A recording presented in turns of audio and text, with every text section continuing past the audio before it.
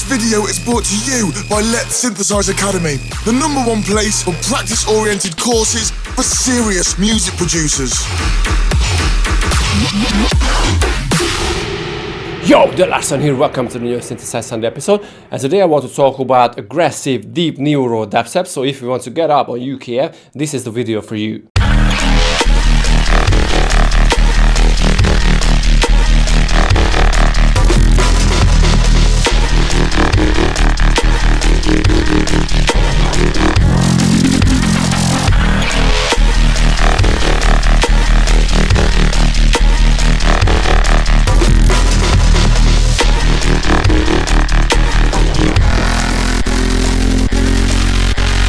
Right, so don't forget that you can grab this project from my Patreon bill with tons of other very cool stuff, and click here for my academy if you want to dig deep into aggressive music production. But right now, let's jump into it. Cool, so this is the drums.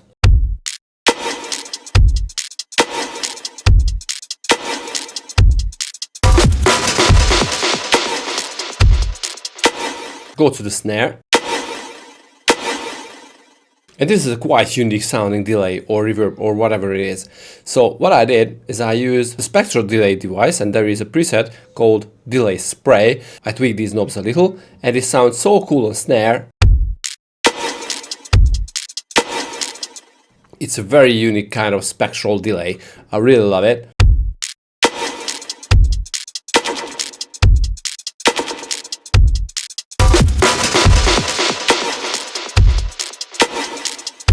So if you want to create some really unique sounding tail on your snare, I highly recommend you to experiment with this device. The other thing is the heads. Okay, so basically I used 8 notes instead of 16 notes. But the 16s are coming from the gray delay. And that is so cool because I can play with the spray and also with the pitch to create this very exciting, almost like shakery sound. So this way I'm avoiding the machine gun effect on the heads, and I think it sounds really, I would say, organic. Cool, so let's talk about the effects a little.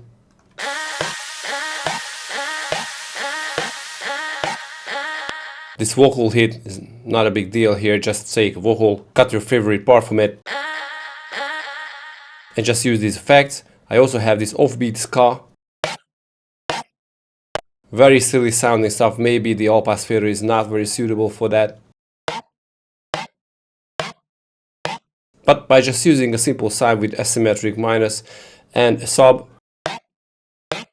the sub is not important at all because it is already off. I use a simple minor chord, and with some hyperdimension effect, chorus, and a huge peak at around 670 Hz, create that sweet spot of the sound that I think sounds well in the mix.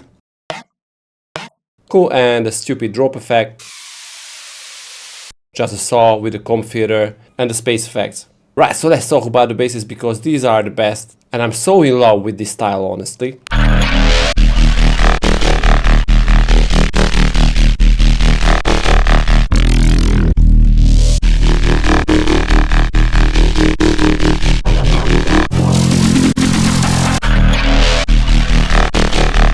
Right, so first of all, what creates that very nice atmospheric sound inside the bass drop? I'm sure you can hear that. Here, listen. Okay, so that is one sound from my Neuro Glitch collection. You can grab it free from here. And what I did is I play around with the transposition and just adding again the delay spray effect from the spectral delay device.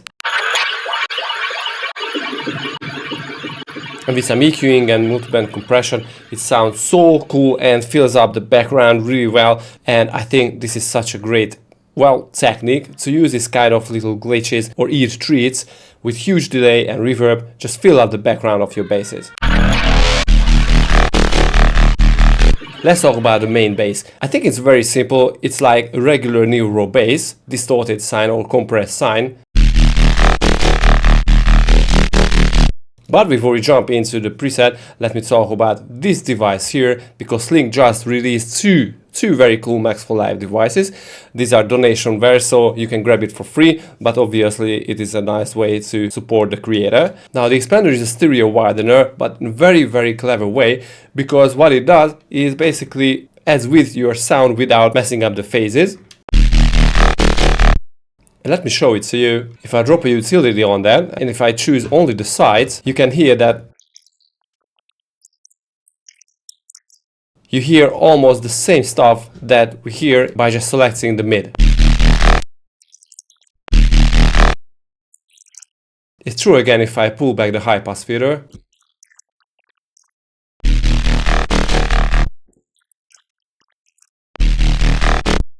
It's very well built stuff if you want to create stereo width without messing up your phases, your low end. Obviously I would still suggest you to high cut the low on your basses, but you know, this is a great device. And he also released another device that is basically a disperser effect from Kilohertz.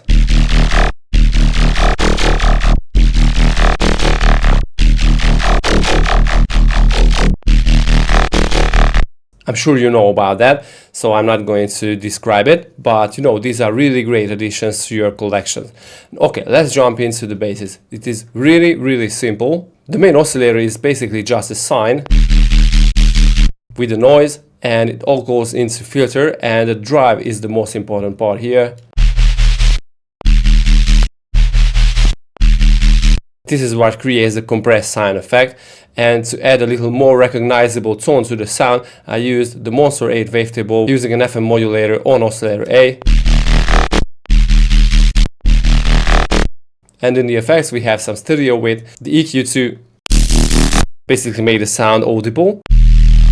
And if you didn't know about this, if you click on the mix knob of the filter effect, you can choose the level. So basically you can use it as an output level or a gain knob. This is what I use to add the wobble effect to the sound. And the band eject filter basically just make cut at around 60 Hz. Then an OTT and the distortion that is not even important part here. And nothing else here. As you can see, it is a really simple stuff, but in the second half of the drop I used another instance of the same sound, but I tweaked a few parameters here and there. First of all, I used the comp filter and cranked up the resonance to create that resonating sound.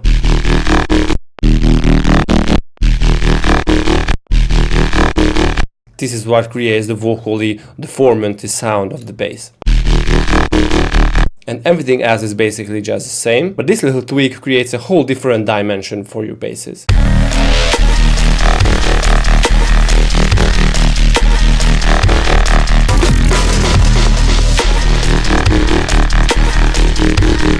So these are the main steps if you want to create this deep dubstep kind of style. So yeah, these are simple sounds, but you can go crazy with adding layers or using different wavetables on the FM, or using different distortion types and filters to have your own bass sound. Now let's talk about the filters too. Again, this is a very simple sound with a square, bandpass and distorted, so without the FM.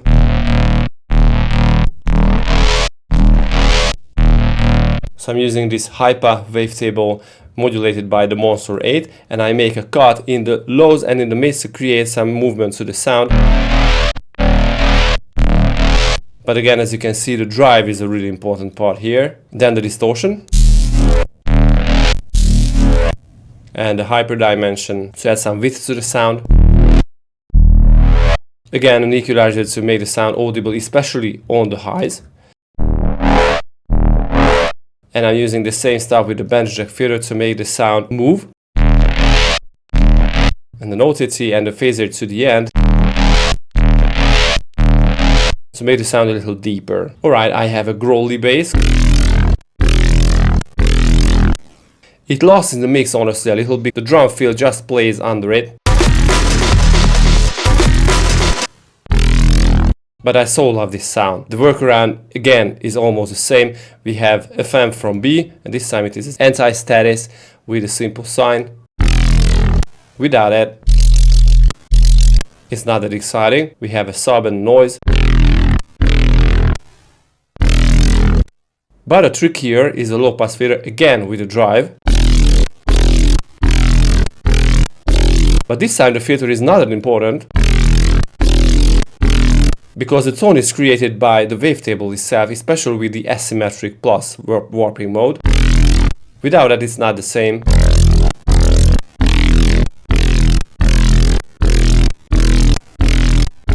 But you need to play around with the asymmetric settings to have the growly tone. So if you overdo it, it's not the same again. It's almost like a small monster, but if you pull it back a little, it's a huge monster. Okay, so after that an OTT is coming, a distortion, and a filter, just to get rid of the very annoying very highs. And another EQ to tame the mid, and the reverb to the end, to add some space. So again, as you can see, it's basically a very simple sound. All you have to do is use a sine wave with some noise and a growly wavetable with the asymmetric plus minus or whatever wavetable with this warping mode on it, and just, you know, crush them together with the noise using the filter drive, and that is all. Okay, and there is a tricky bass at the end. I so love it. Do you know why this sounds so great? Because I have an extra wavetable, oscillator B, that is detuned by 7 semitones. So it is the 5th, and again on 2 octaves higher. So without that, it's not that exciting. But with that extra oscillator,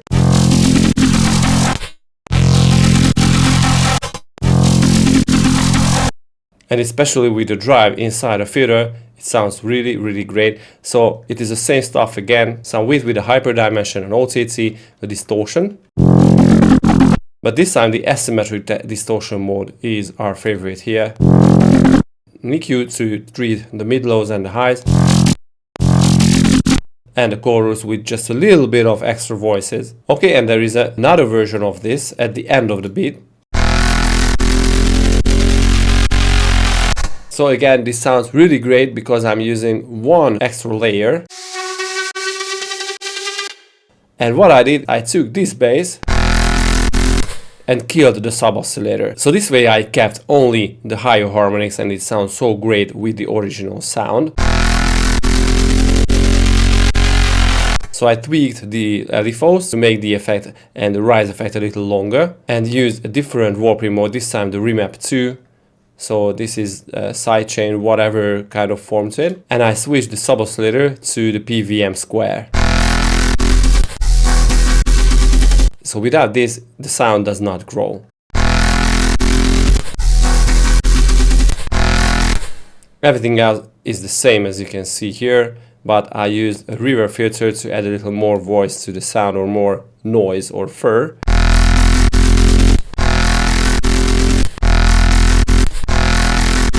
So nice and wide and rich sound, but as you can see, all the effects are the same. And the main LFO is LFO 2 that, you know, drags the drive, the levels of the oscillators, the warping modes, the noise, and not too much. And LFO 1 basically just plays the LFO rate with the EQ modulation and the warping mode of oscillator A.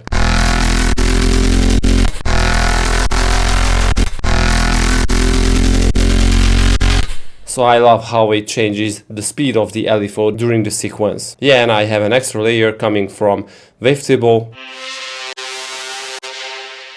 that basically just with a bandpass filter with a huge resonance and the fast distortion, and basically that is all here.